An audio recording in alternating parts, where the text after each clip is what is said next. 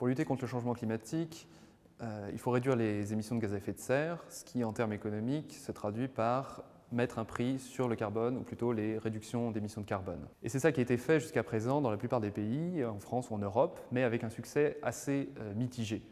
Le prix du carbone qui émerge de ces politiques est totalement insuffisant pour être réellement pris en compte par les acteurs économiques dans leurs décisions d'investissement. Et en fait, c'est assez peu étonnant. Si on mettait d'emblée un prix du carbone à un niveau suffisamment élevé du point de vue du changement climatique, ça impliquerait un coût très important pour de nombreux acteurs, que ce soit des industries, mais aussi de simples citoyens qui verraient leur mode de vie bouleversé. La vraie question à laquelle il faut répondre, c'est la question de la transition.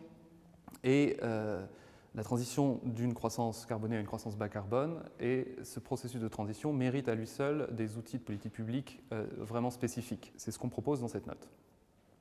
Plus particulièrement, on propose que dans le cadre de la politique de rachat d'actifs de la Banque centrale européenne annoncée au mois de janvier dernier, une part de ces actifs pris en pension par la Banque centrale soit des titres privés bas carbone, dont les réductions d'émissions de carbone auraient été certifiées et garanties par la puissance publique.